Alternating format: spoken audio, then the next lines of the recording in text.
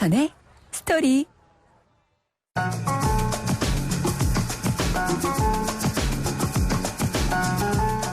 안녕하십니까. 주말 아침을 청취자 여러분과 함께하는 YTN 뉴스 FM 황보선의 스토리입니다.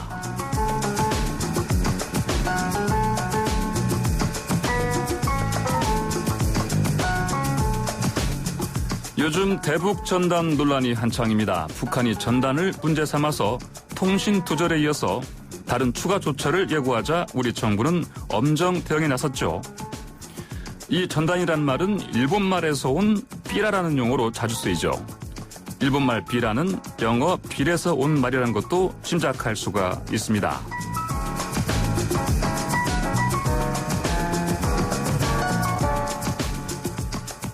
어렸을 적 기억이 납니다. 북한 간첩이 뿌린 삐라를 주워오라는 동원령이 내려지곤 했습니다. 발견하면 이 북한을 선전하는 내용은 읽지 말고 즉각 선생님께 갖다 내라는 것이었는데요. 상을 준다는 선생님 말에 저는 눈에 불을 켜고 학교 주변은 물론이고 산으로 들로 돌아다닌 적도 있지만 한 장도 찾지 못했습니다. 삐라뿐 아니라 그땐 어린이들에게 반공 의식을 높이려는 반공 애니메이션도 인기가 있었죠. 1978년에 나온 애니메이션 또리장군 기억하시는 분들 계신지요? 그때 부제가 제3 땅굴편이었습니다. 이듬해 나온 이 편은 간첩 잡는 또리장군이었습니다. 요즘 어린이들이 이런 애니메이션을 본다면 어떤 반응을 보일지 궁금합니다. 여튼 또리장군은 흥행했습니다. 6월 13일 토요일 황보선의 스토리, 오늘은 추억 소환이라는 의미로 또리장군 주제곡으로 문을 열겠습니다.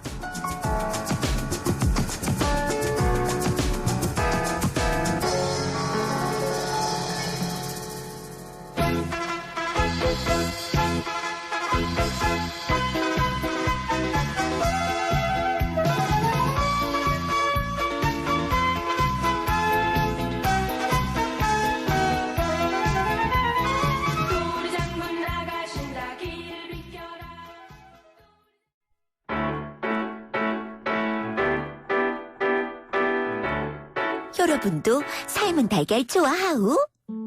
그럼 기자 사랑방에서 만나요. 흥미로운 스토리로 토요일 오전을 더욱 풍성하게 만들어줄 기자 사랑방, 기사랑 식구들 소개해드립니다. 황보선의 스토리 막강 스토리텔러들, 자칭 비주얼 신웅 기자 나오셨고요. 신웅길입니다. 그리고 자칭 정상 윤현숙 기자 함께합니다. 네, 안녕하세요.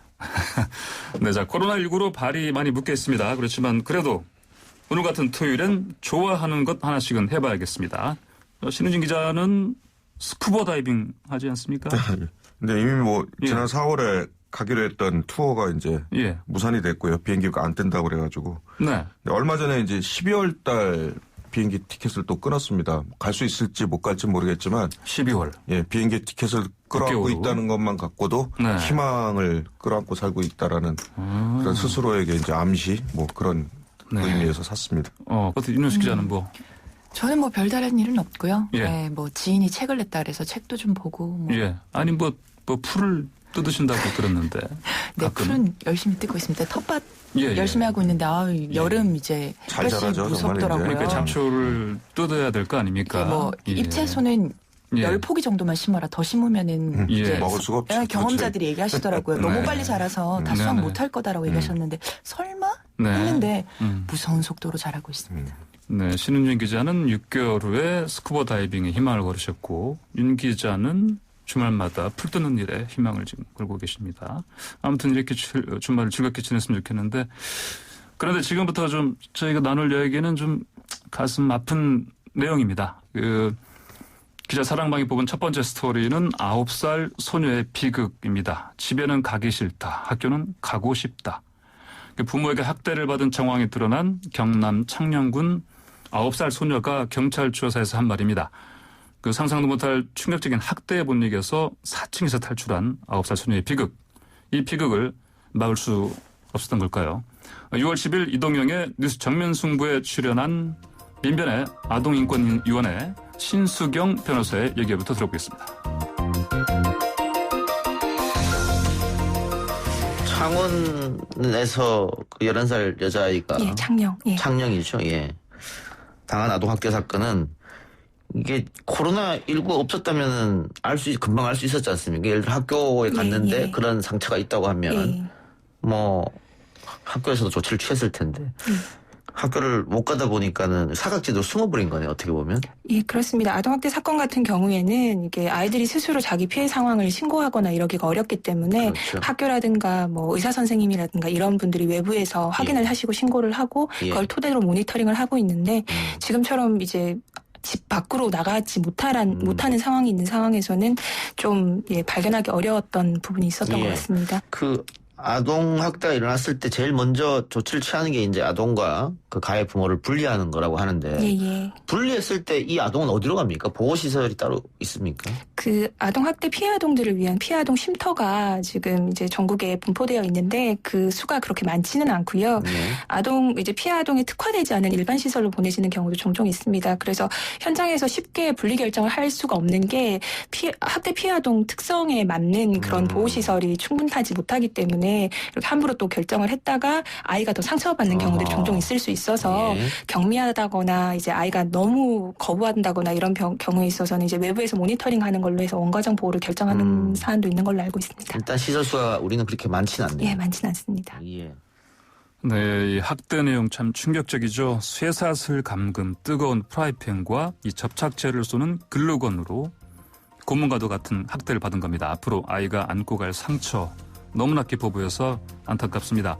그 상처받은 소녀의 치유를 위해서 우리 사회는 또 어른들은 어떤 노력을 해야 할지 6월 12일 노영희의 출발 새아침에 출연한 오은영 소아청소년정신과 전문의의 이야기를 들어보겠습니다.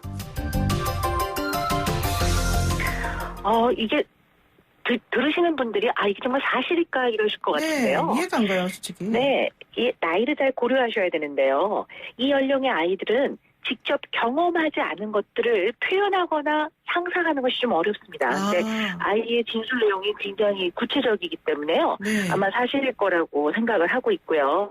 우리가 이 보도를 접하면서 다시 한번 생각해 보는 게 과연 부모는 부모다워야 할 것 같아요. 그리고 어른은 정말 제대로 된 어른이어야지 그러지 않고는 한 사람의 인생에 이렇게 끔찍한 영향을 줄 수 있다는 생각에 아주 모두가 반성을 하게 됩니다. 애가 또 성격이 되게 쾌활하고 밝다는 거예요. 그럴 수도 있어요. 이렇게 고문당하는데도. 이 아이가 겪은 거는 이거는 공격을 받았기 때문에 거의 공포스럽겠죠. 그렇죠. 근데 이제 공포를 당한 아이라고 보기 이제 밝고 명랑하다는 거는 물론 이제 사람마다 개인의 특징이 있지만요.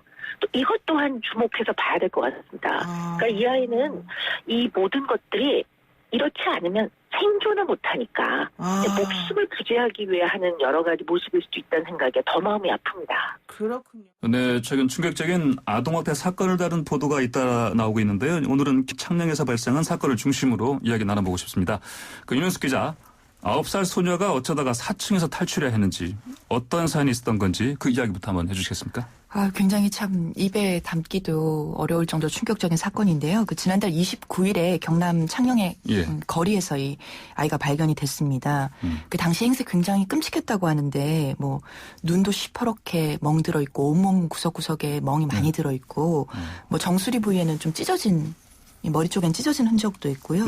피를 흘린 그런 흔적도 있었고. 근데 이런 상태의 아이가 맨발로 거리를 배회를 하니까 지나가던 주민이 이상하게 생각하고 이렇게 물어본 거죠.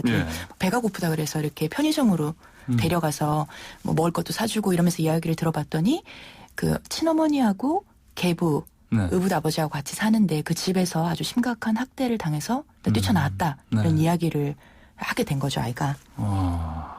이게 목격자가 이제 처음 그 아이를 길에서 발견한 주민 그리고 편의점 주인분들 이야기 들어보면 아이를 실제로 보면 학대 수준이 아니라 이 아이를 거의 좀 심한 말 거의 죽이려고 했나 이런 싶을 정도였다고 했고 한 인터뷰에서 처음 그 아이를 발견한 그 주민은 영화 늑대소년의 그 아이처럼 행색이 자기가 영화 늑대소년의 그 주인공 송중기 씨가 연기했던 그 모습 같았다. 네. 지금 그 아이는 입원을 해서 치료를 받았는데 11일에 이제 건강을 회복해서 퇴원을 했고 네. 아동 쉼터로 현재는 이동을 해서 좀 안정을 취하고 있다고 해요. 예. 다행히 현재는 좀 심리적으로 안정이 돼서 뭐 그렇다고 하는데. 오죽했으면 4층에서 저도 이제 그 간단한 보도를 봤는데 뭐 4층에서 이렇게 그 옆집으로 이렇게 넘어갔다고 하더라고 보니까 뭐 난간을 타고서 네, 이렇게. 이 집이 이 4층 빌라의 4층인데 꼭대기라서 이렇게 다락방이 있고 약간 뭐 테라스 베란다 뭐 이어지는 부분이 있는데 아이 이야기를 들어보면은 자기 거의 그곳에서 거의 감금되다시피 살았다고 하더라고요.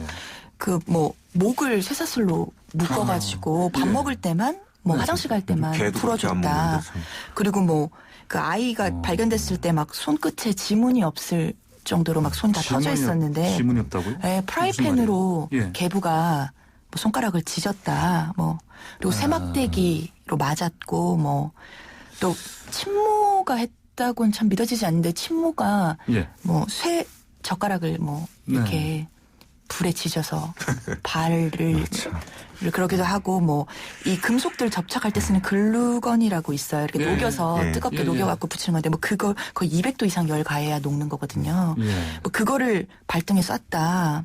뭐 이런 진술들을 했어요. 그래서 이 묶여 있는 상태에서 마침 계부는 없고 어머니랑 동생들만 있는 상황에서 이 아이가 4층에서 옆집으로 굉장히 위태로운 난간을 막 보기만 해도 거의 아찔한 높일 거예요. 4층 남자들도 아니고 여자 어린이 겁도 많은데 사실. 네, 거기를 거의 목숨을 걸고 탈출을 해서 옆집으로 건너가서 제일 먼저 한 일이 너무 참 이게 가슴이 아프던데 너무 배가 고팠나 봐요. 그 집에서 컵라면을 하나 뜨거운 물을 부어가지고 컵라면 허겁지겁 먹고 나와서 거리를 배회하다가 아까 그 처음 목격자 분의 눈에 띄어서 이 스토리가 밖으로 알려지게 된 거죠. 그 아이 진술로 밀어보면은 이런 학대를 2년 전부터 당했다. 그리고 또 아이가 3살 때 이미 친모의 학대로 위탁 가정에서 자랐다고 하는데 이런 아이의 비극 미리 막을 수는 없었을까요, 근데? 이게 기록을 좀 보니까 2015년에 친모가 스스로 이 학대 및 돌봄 곤란으로서 이 아이를 좀 내가 키우기가 어렵다. 스스로 신고를 했어요. 스스로 신고하고. 그래서 위탁 가정에 좀 아이를 맡기고 싶다 해서 요청을 해서 그 요청이 받아져서 아이가 한 2년 정도 그 경남 창원의 위탁 가정에서 살았어요. 그러다가 이제 2017년쯤에 경남 거제로 이제 전입 신고가 됐는데 그때 이제 계부랑 그 어머니가 새로 가정을 꾸리면서 그때 전입이 된 것 같은데 그때 이미 이제 뭐 학대 가정이다 뭐 그런 이력이 있다 이런 것도 신고가 돼서 기록이 넘겨져서 그 거제에서 2017년부터 19년 올해 초까지 한 2, 3년 정도 살았는데 그때만 해도 이제 기관에서 5차례 정도 가정 방문을 했다 그래요. 근데 기록을 보면은 특이점이 없어요. 아이가 뭐 밝고 쾌활하다, 뭐 동생들 잘 돌본다 이런 내용들만 있고 이제 올 초에 창녕군으로 전입을 했는데 이번에 발견됐던 그곳에서 근데 코로나가 공교롭게 코로나19 이 전염병이 터지면서 기관에서도 가정 방문을 사실 하기 힘들죠. 네, 못 하게 되고 또 학교도 못 가게 되고 그런 상황 속에서 아이가 좀 더욱 심한 학대 상태에 있었지만 좀 주변에서 학교나 이런 데서 발견하기가 좀 어려웠던 점이 있었던 것 같고요. 동생들 같은 경우에는 자주 목격이 됐는데 동네에서 뭐 전혀 학대 흔적이 없어서 이웃 주민들도 몰랐다고 합니다. 아니 근데 최근에야 물론 코로나19 때문에 그렇다고 치더라도 그 전에 거의 2년 동안 이런 학대를 당해왔는데 학교에서는 이걸 도대체 알 수가 없었을까요? 이 상황을? 글쎄 이게 뭐 예전에는 학교 안 보내도 그만이고 뭐 선생님들도 신경도 좀 덜 썼던 것도 사실인데 계속 지금 이런 케이스를 통해서 사회 안전망이 조금씩 촘촘해지고 있지 않습니까? 그렇게 사실이긴 한데 아직도 결국은 이제 갈 길이 멀다는 이제 반증이 돼버렸죠 이번 사건이. 결국 근데 뭐 아이들을 돌볼 수는 없는 거니까 결국 학교라면 학교 안에 있는 어른, 뭐 선생님 아니겠습니까? 이 선생님들한테 달려 있죠. 근데 뭐 이번 기회에 뭐 그래도 뭐 바꾸긴 해야 되는데 사실 그동안도 뭐 그랬고 앞으로도 그렇지만 가정 내 폭력은 사실상 뭐 방지 자체라는 게 사실 어렵지 집안에서 일어난 일이기 때문에 결국은 뭐 처벌 근거나 형량 강화 뭐 이런 제도적 뒷받침이 필요한 건데 지금 현재 그 민법 개정이 추진 중입니다. 이 민법 915조를 보면 네. 친권자는 자녀를 보호, 교양하기 위해서 필요한 징계를 할 수 있다고 규정이 돼 있거든요. 예. 근데 이게 뭐 허용될 수 있는 수준을 벗어나서 이제 하는 그런 것들이 이제 문제가 되기 때문에 이 법무부의 포용적 가족 문화를 위한 법제 개선 위원회라는 데가 있는데 여기서 이 민법에 규정된 이 징계권 조항을 이제 삭제해라. 예. 그리고 아동에 대한 부모의 체벌 금지를 명문화하라고 권고를 했습니다. 그렇기 때문에 앞으로 이런 그 민법 개정이라든지 이런 것들이 이런 사건을 계기로 뭐 힘을 받아서 좀 더 좋아지는 방향으로 좀 나가야 되겠죠. 네. 네. 이 그동안에 이 학대가 어떤 수준에서 이루어졌고 이런 것들은 앞으로 조사가 좀 이루어져야 될 것 같고요. 네. 그런데 이제 이 부모에 대해서 조사가 이루어져야 되는데 친모하고 네. 계부. 네.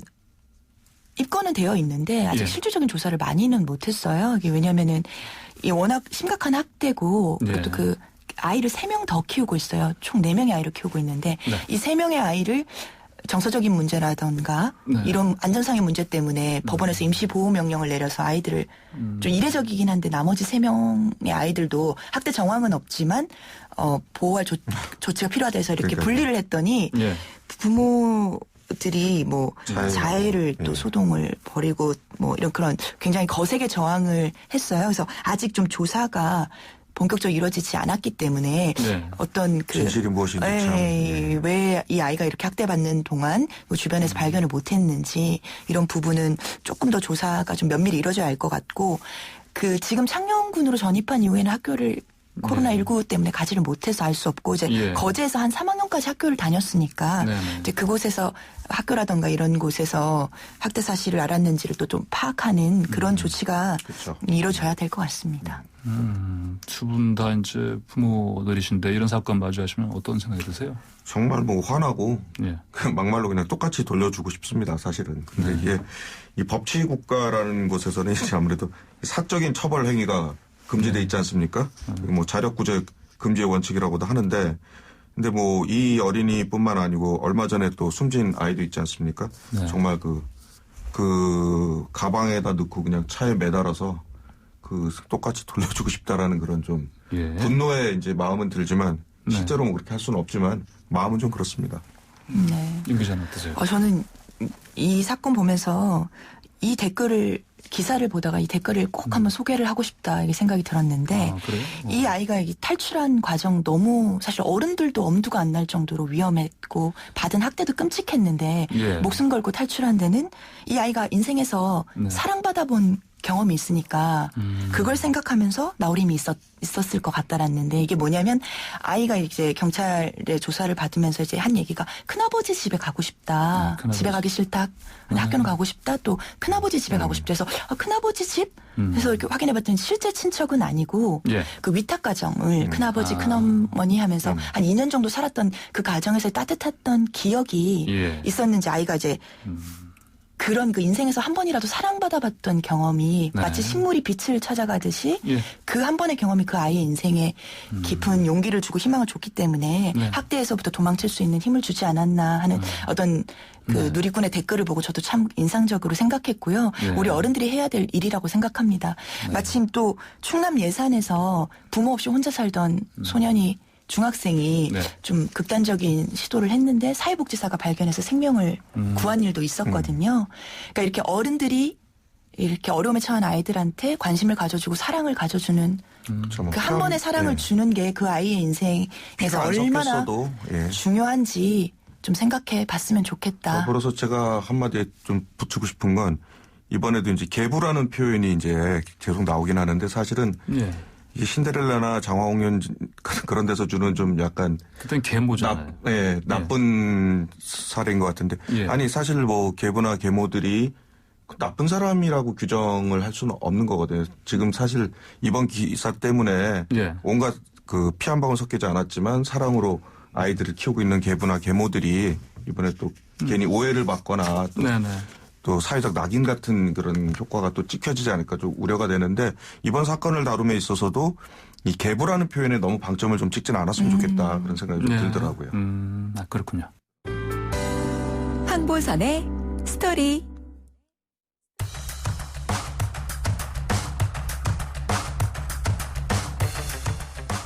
기자 사랑방에 뽑은 두 번째 스토리 삐라를 아십니까? 입니다.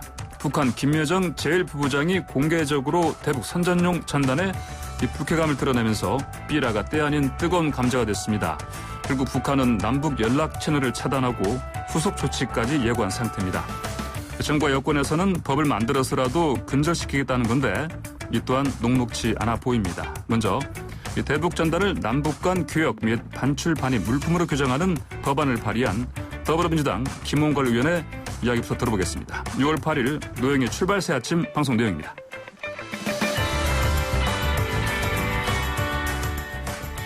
예, 쉽게 말씀드리자면은 우리가 직접이든 간접이든 북측과 접촉할 때 그리고 북쪽으로 어떤 물자를 보낼 때 당연히 이 통일부의 승인을 받게 돼 있지 않습니까? 네. 어떤 경우든 간에. 네. 근데 대북 전단만 빠져 있어요. 그래서 대북 전단도 당연히 그쪽으로 여러 가지 물자를 보내지 않습니까? 북쪽으로. 네.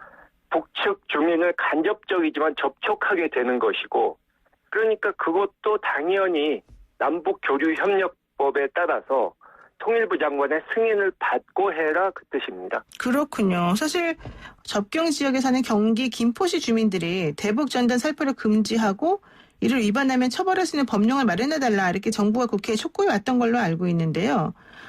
이러한 그 기본적인 요구에 조금 발맞추어서 이번에 그 금지법이 나오게 된 걸까요? 예, 그 접경지 주민 외에 그 단체장들도 계속 그런 말씀을 하셨고요. 네. 또 이게 처음이 아닙니다. 이미 박근혜 정권 때 이 통일부 장관이 대북 전단이 대북 정책을 펼쳐나가는 데 있어서 전혀 도움이 안 된다는 말을 공식적으로 했고요. 네네. 그 후에도 저희 민주당 의원들이 두세 차례 이런 법안을 냈었는데 발의를 했었는데 이 보수 야당의 반대 또는 비협조 때문에 그동안 무산됐던 것이죠. 네. 그래서 이번에 다시 하게 된 겁니다. 그렇군요. 그런데 이제 미래통합당 내에서는 이런 식의 그 대북 전단 살포 금지법이라고 하는 거는 표현의 자유를 막는 것이고 김여정의 하명법이다 이러면서 반대하고 있는 것 같은데요. 글쎄요, 평소에 다른 쪽으로는 표현의 자유 보호에 별로 적극적이시지 않은 분들이 왜 이것만 적극적으로 나서시는지 모르겠고, 네. 이미 법원에서도 국가 안보나 국민의 안전을 지키는 일에는 표현의 자유를 일부 제한할 수 있다는 얘기를 이미 결론을 내린 바가 있습니다. 또 김여정 부부장이 말했기 때문에 네. 우리가 하지 않으려던 것을 갑자기 하게 된 게 아니고 이것은 좀 전에 말씀드린 대로 과거에도 시도가 됐었고 또 그 9.19 군사 합의 때도 우리가 약속을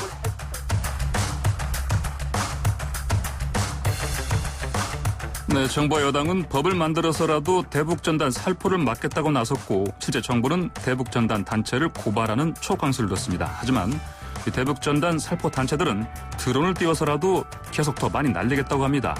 대체 이들이 전단 살포를 계속하는 이유는 뭘까요? 6월 8일 이동영의 뉴스 정면 승부에 출연한 박상아 자유북한운동연합 대표의 이야기를 들어보겠습니다. 알겠습니다. 근데 대북 전단도 북한으로 가는 것보다 한국 쪽으로 돌아오는 게 더 많다 이런 얘기가 있던데요. 그거는 그럼 대한민국에서 받아본 사람이 몇 명 됩니까? 예. 네. 완전히 그렇게 비하해도 그렇지 그 정도 끝해야지. 예. 아니 북한에서 간다고 우리 신성한 땅에 대북 전단을 보내는 거 용납 못한다고 떨어져 북한은 자기네들이 왔다고 하는데 우리 땅에서 떨어진 사람은 얘기해야죠. 예. 완전 이거는 예. 이 통일부 장관이 완전 사기치고 있어요. 통일부 장관이 사기치고 있다. 예. 북한의 통일전선부 대변인이 얘기했지 않았습니까?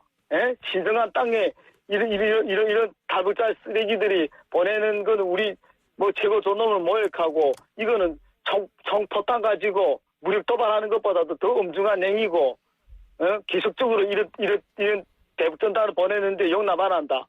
북한에서 받은 사람들이 지금 얘기하는데 뭐 통일부가 이제는 환경부까지 예, 알겠습니다. 한다? 혹시 그러면 이 부분은 혹시 어느 정도가 올라가는지 데이터는 알고 계십니까? 우리는 다 데이터가 내가 지금 15년째입니다. 예. 대북전단은 내가 프로지. 예. 그 몇 퍼센트 정도 여기서 띄우면 몇 퍼센트까지 정도 북한으로 갑니까?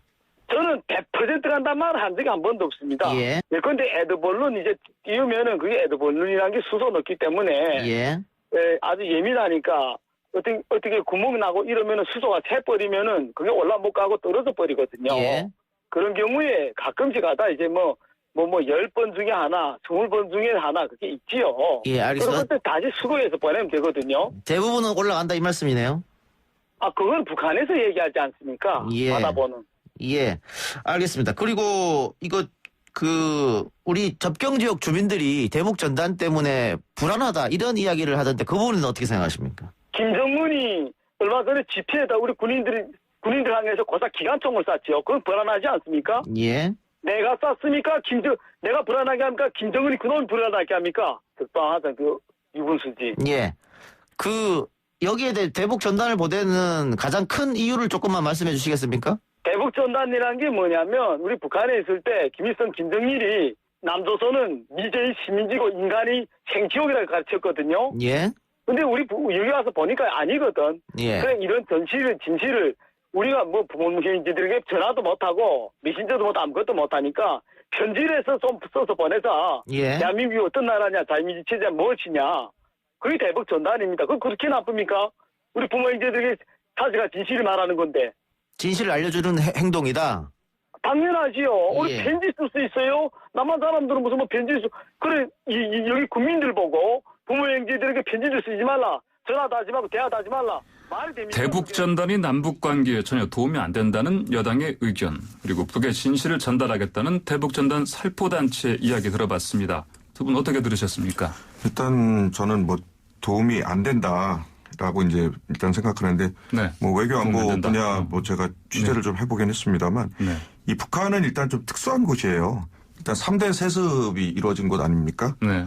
우리나라 재벌이나 교회도 다 마찬가지지만 3대 세습 이 현실로 이제 보고 이제 판단을 해야 되는데 북한에서는 이제 소위 말하는 이 3대에 대해서 절대 존엄이라고 부르잖아요. 네. 이 절대 존엄이라는 것은 이제 절대 가치인데 이 절대 가치가 훼손되는 걸 참을 수가 없는 그런 특이한 그런 구조예요. 네. 예를 들어서 이제 남북 간에 아주 중요한 장관급 회담이라든지 이런 것들이 막 진행되고 있다가 갑자기 무산이 됐다. 네. 라고 하면 바깥에서 누군가가 시위하면서 김일성 사진이라든지 이런 걸 김정은 이런 사진을 태우거나 이제 이랬을 경우 네.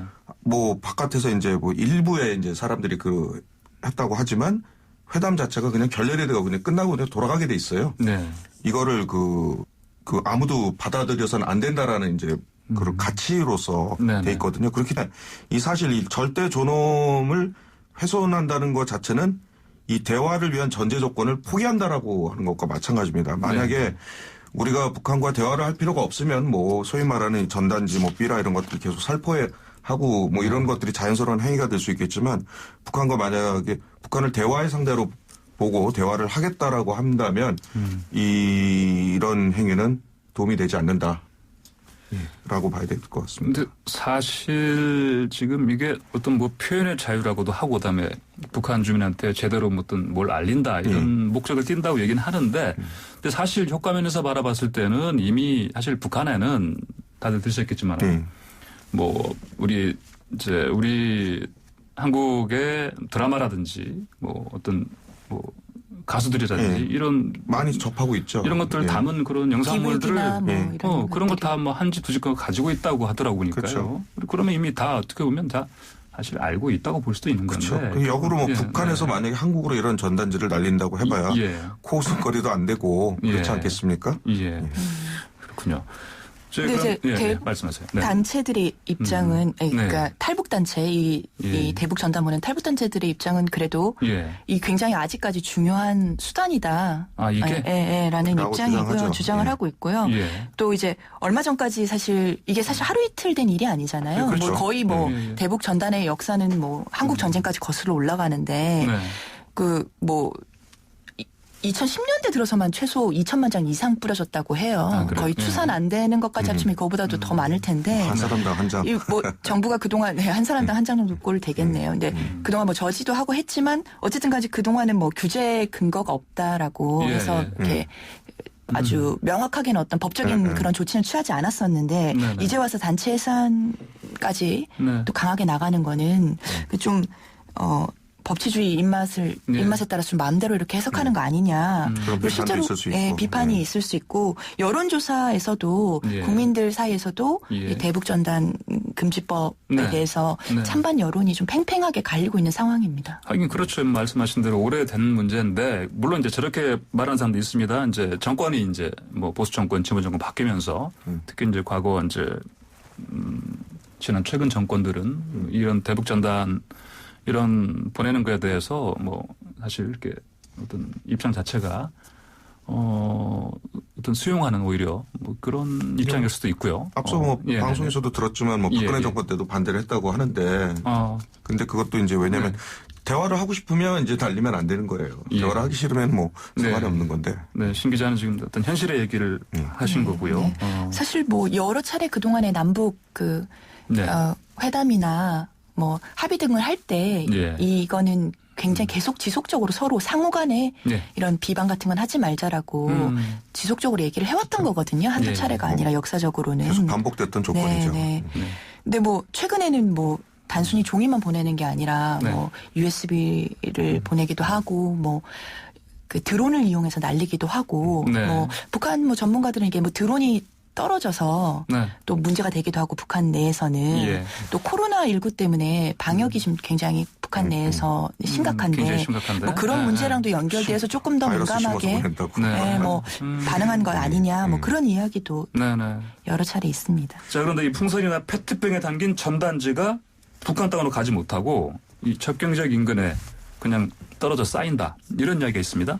앞서 여기 뭐 저희가 들었습니다. 뭐 수소 넣어가지고 뭐 구멍 하면 뭐 떨어지고 뭐 그런다고 인정하지 않았습니까? 근데 저는 이제 좀 걱정되는 것 중에 하나가 이 이제 DMZ에 떨어지는 게 좀 안타깝다. DMZ도 상당히 떨어질 것 같은데. 떨어지겠죠. DMZ는 사실 이 유네스코 세계유산으로 등재를 지금 추진하고 있는 곳이거든요.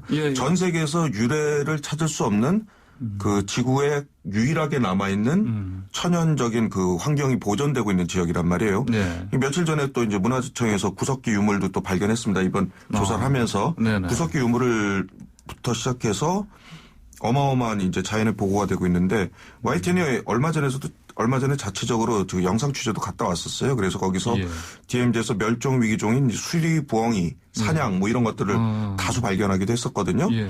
근데 이 국제 평화지대로서 이제 전 세계가 주목할 만한 그런 아주 그런 구역인데 이런 곳에 쓰레기가 떨어진다는 게 저로서는 좀 상상하기 싫고요.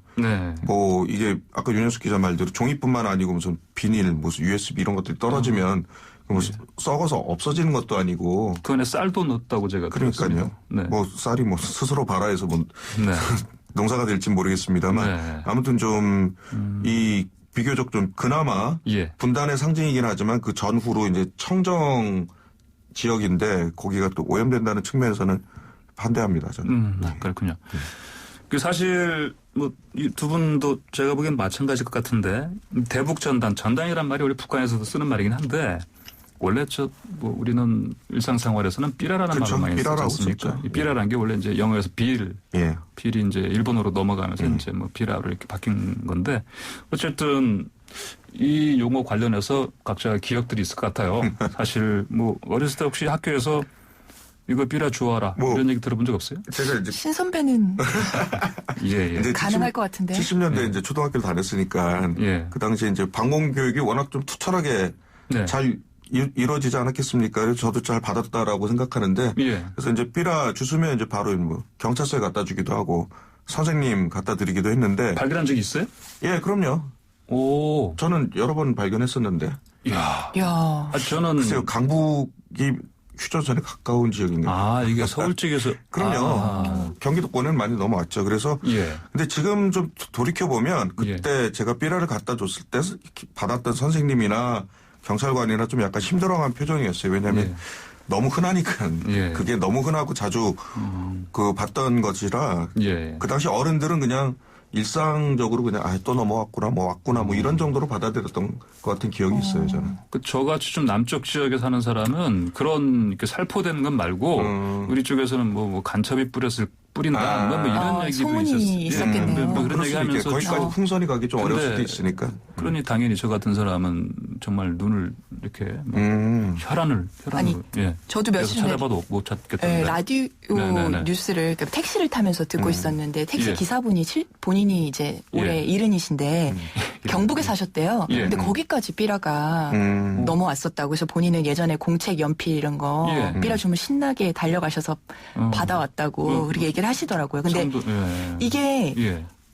그렇게 한동안 유지가 됐었는데 수거 실적이 없어가지고 이 제도가 이게 뭐 삐라를 주오면은 그렇죠. 돈으로 주거나 뭐 이렇게 물건으로 주던 게 2007년에 없어졌다고 합니다. 아 그렇군요. 자 조금 이야기를 좀 넘겨서요. 그 대북 전단으로 이제 남북 관계 참 냉랭해졌지만은 이투르맨 6.15 남북 공동선언 20주년. 야, 빠릅니다. 세월 정말. 그 두 분 당시 그 취재도 혹시 했을지 모르겠는데 순환공항에서 김대중 대통령과 김정일 국방위원장의 포옹 장면 그리고 이제 6.15 공동선언을 발표하던 당시 두 사람이 꼭 잡은 두 손 이 장면 기억들 하시죠? 예, 저는 그 당시에 뉴스 진행 PD를 했기 때문에 예. 스튜디오에서 이제 제가 이제 스태프들하고 같이 봤는데 예. 좀 현실감이 좀 없었어요. 이게 리얼이냐 정말. 그러면서 이제 뭐 이번에는 정말 한반도 평화가 이제 급진전하는구나 이런 기대감도 이제 그 당시에 갖고 있었는데요. 네네. 뭐 며칠 전에 문정인 통일외교안보 특보가 말했습니다만 이 남북 관계는 롤러코스터다. 정말 딱 그 말이 맞는 것 같습니다. 그때만 해도 정말 이게 뭐가 되는구나라고 생각했는데 그 이후로도 뭐 저기 대한민국 정상이 북한 정상과 몇 차례 더 만나지 않았습니까? 최근까지도 그렇고 그때마다 이제 오르락 내리락 하는 게 뭐 정말 일희일비할 수 없는 것이 남북 관계 아닌가 그런 생각이 듭니다. 어떻게 윤영수 기자는 어떻게 보세요? 뭐 저는 당시에는 학생이어서 취재는 안 했는데요. 하지만 저도 국민학교 졸업한 세대이기 때문에 저희까지만 해도 방공교육 많이 받고 뭐 87년에 김만철 씨 막 가족들 넘어올 때 스크랩해서 숙제하고 막 이랬던 세대거든요. 따뜻한 남쪽 나라 가겠다는. 그렇게 막 적대시하는 존재로 여겼던 그 북한과 이런 남북 관계의 그런 대표하는 수장들이 손을 맞잡고 그 선언하던 순간 잊을 수 없죠, 당연히. 근데 이제는 아주 비현실적으로 조금 느껴질 때도 있죠. 그때 금강산 관광하고 개성 공단 열리고 쭉 달려오고 하다가 이제는 또 중단이 되기도 하고. 그러니까 참 그때의 감격을 지금 세대들은 뭐 모를 수도 있다는 생각도 들고요. 그리고 아까도 말씀하셨지만 또 그 이후로 다시 2018년에 뭐 3차 남북 정상회담부터 뭐 숨가쁘게 5차까지 이어지다가 또 뚝 끊겼잖아요. 뭐 이제 6차 남북 정상회담은 아직 강감무소식이고 북미 정상회담도 소득 없이 끝났고 참 안타까운 마음이 있습니다. 그렇군요. 사실 지금 북한이 저렇게 전단 문제 가지고 이렇게 날을 세우는 것도 어찌 보면은 전단 자체보다는 지금 뭐 어떤 북한과 미국의 관계라든지 남북 관계라든지 사실 2018년에 판문점 선언을 통해서 약속했던 것들을 사실은 지키는 것 중에 하나가 전단 이거 살포 안 한 것도 들어가 있는데 사실은 그런 뭐 미시적인 부분만이 아니고 더 큰 차원에서 바라는 게 있기 때문이다. 그런 얘기들이 있지 않습니까? 분석이 있지 않습니까? 하여튼 자 그러면 남북 관계 앞으로 어떤 바람이 불었으면 좋겠습니까? 글쎄요, 뭐 지금 그 503호 그분께서도 통일은 대박이다라고 이제 말한 적이 있지 않았습니까? 그 김대중 전 대통령의 햇볕 정책을 저는 이제 생각을 안 해볼 수가 없는데 이 국가전에서 인심이 나기 때문에 뭐 일단 대한민국 측에서 좀 여유를 가지고 이제 좀 바라봐야 된다고 생각하거든요. 뭐 그 반대쪽 측면에서는 퍼주기다라고 이제 비판을 하고는 있지만 그래도 우리가 같은 동족이고 그리고 이게 앞으로 나가기 위해서는 이렇게 적대적으로 대해서는 뭐 진전이 있을 수는 없거든요. 물론 이제 북쪽에 이제 과격하고 예의 없는 그런 말들을 접하면 저도 이제 국민의 한 사람으로서 굉장히 불쾌하긴 합니다만 이 남측이나 북측 모두 다 역지사지하면서 나아가야지만 역사의 발전을 볼 수 있지 않을까. 특히 우리가 책임져야 될 후손들에게 네. 이 문화적, 이 역사적으로 이제 네. 유산을 남겨주기 위해서는 그래야 된다라고 보고 있습니다. 네, 윤현숙 기자는. 네, 저도 비슷한 생각인데요. 이게 만나야 풀리는 거거든요. 네. 결국은 뭐 대화 테이블로 서로 아무리 의견 차이가 있더라도 네. 대화를 해야 된다라고 생각을 하고 정부도 논란이 뜨거울 걸 알면서도 네. 이렇게 전단 살포를 차단하는 거를 이렇게 강행하는 데는 더 이상 이런 시간들이 무의미하게 흘러가서는 안 된다. 뭔가 이게 남북 관계가 대결의 시간으로 가서는 안 된다라는 네. 의지가 있는 것 같고 북한에도 이런 여러 가지 합의 이행들을 좀 강조하는 메시지도 있는 것 같아요. 네. 만났으면 좋겠습니다. 네, 알겠습니다. 자, 시간이 오늘 굉장히 빨리 지나갔습니다. 오늘 말씀 감사합니다. 자, 지금까지 기자 사랑방의 스토리텔러 신홍진이었습니다. 윤현숙입니다. 네, 감사합니다. 10년 배운 영어 10초도 말 못한다면 당신은 왕초보. 왕초보 와요 해커스톡. 왕초보 영어 해커스톡. 왕초보 영어 탈출 해커스톡. 올해는 초여름부터 더위가 심상치 않습니다. 해마다 반복되는 더위지만 올해는 좀 더 걱정이 큽니다. 하루 종일 쓰는 마스크 때문이죠. 체감 온도를 낮춰주는 음악으로 오늘 끝곡 골라봤습니다. 쿨합니다. 아니 좀 추워질 수 있습니다. 이디나 멘젤의 Let It Go 전해드립니다. 황보선의 스토리는 내일 오전 9시 10분에 찾아뵙겠습니다. 감사합니다. The snow glows white on the mountain tonight, not a footprint to be seen. A kingdom of isolation, and it looks like I'm the queen.